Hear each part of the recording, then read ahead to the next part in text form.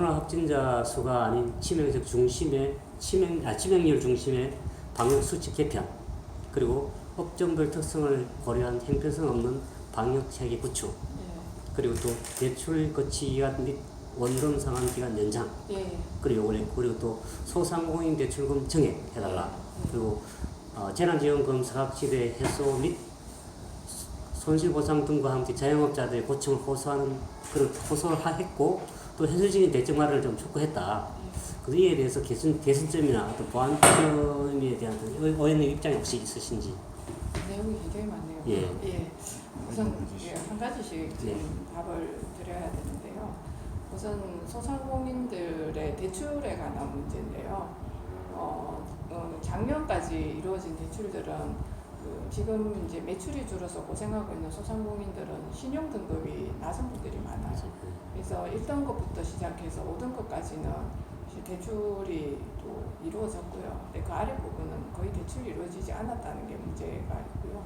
그 다음에 이번에 이제 올해 들어서 소상공인들 이제 저신용자에 대한 대출을 늘려달라고 하는 요구가 있으니까 정부가 대출을 늘리겠다고 재원을 잡았는데 그게 제대로 시행이 되고 있지 않아요. 그게 이유가 뭐냐 하면 저신용자에 관해서는 일단 기존 융자가 없어야 되고, 그 다음에 또 함께 무슨 문제가 있냐면 영업 제한 업종 또는 영업 금지 업종, 그리고 경영 위기 업종에 있으면서 매출이 줄어드는 그런 경우에만 대출을 주겠다고 한 거예요. 그러니까 대출을 받을 수 있는 사람이 거의 없어요. 그래서 대출이 거의 제대로 시행이 되고 있지 않아요.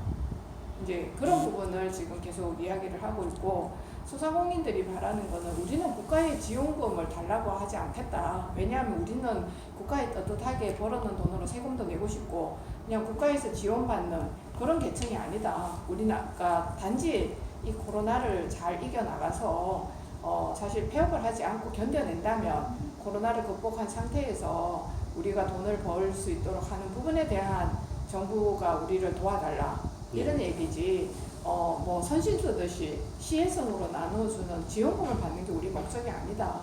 이게 사실은 소상공인들의 생각이라고 저는 알고 있습니다. 그래서 그 부분에 대해서는 저도 정말 똑같은 생각을 하고 있습니다. 그래서 정정당당하게 우리도 열심히 일해서 돈을 벌어서 국가에 세금도 내고, 그리고 또 가족들과 단란한 뭐 가정도 꾸리고, 그리고 돈을 벌어서 국가나 아니면 사회에 기여하고 싶다. 그런 생각들을 가지고 계시다는 점에 대해서 저는 참 어떻게 말하면 정치인을 한 사람에서 감사하기도 하고요. 그러면서도 존경하는 마음이 사실은 들게 된 것도 사실입니다. 그리고 또 뭘 질문하셨죠?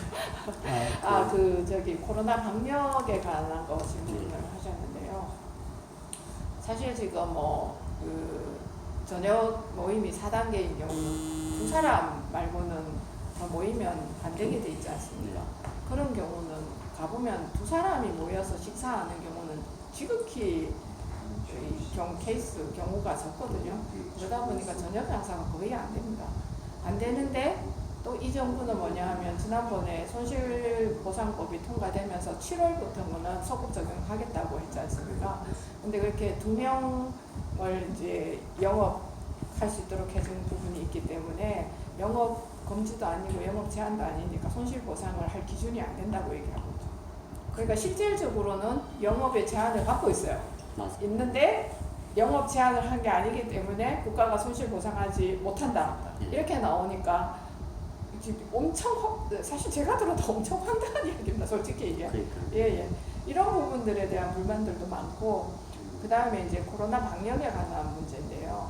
코로나 방역도 아까 조금 전에 말씀하셨다시피 이제 독감처럼 이제 치명률처럼 해서 위드 코로나 이 시대를 대비하는 부분에 대한 이제 소상공인들의 의견도 있었고, 또 이제 여러 가지 의견들이 지금은 어떤 한 가지 상태의 의견으로 모아지는 건 아니고, 전문가들 가운데서도 백신이 전 국민 이제 70% 이상 2차 접종까지 완료를 하기 전까지는 사실 위드 코로나로 가는 것은 위험하다라고 말씀하시는 전문가들의 의견도 있기 때문에 이러한 팬데믹을 우리도 처음 겪고 있는 거지 않습니까? 그러다 보니까 국민들의 생명과 관련되어지는 부분에 대해서 저는 어떤 결정을 할 때 신중해야 된다고 생각하고 하거든요. 그래서 제가 생각하는 거는 위드 코로나로 결국은 가야 된다면 그에 대한 준비를 하고 그 다음에 방역에 대한 통계를 내서 어떻게 이제 좀 촘촘한 이제 단계를 뭐 만들어야 된다고 생각하거든요. 저는 질병관리청에서 그러면서 이제 동시에 이제 준비는 해야 되겠지만 지금 당장 그 치명률만 가지고 방역을 풀기에는 사실 위험 부담이 너무 많습니다. 지금 우리가 백신 접종률이 너무 낮거든요. 네. 그 대출 구치 기간하고 응급 상황 기간을 연장해달라라고. 그거는 지금 중기부에서도 제가 그때 예산할 때 그 이야기 했습니다.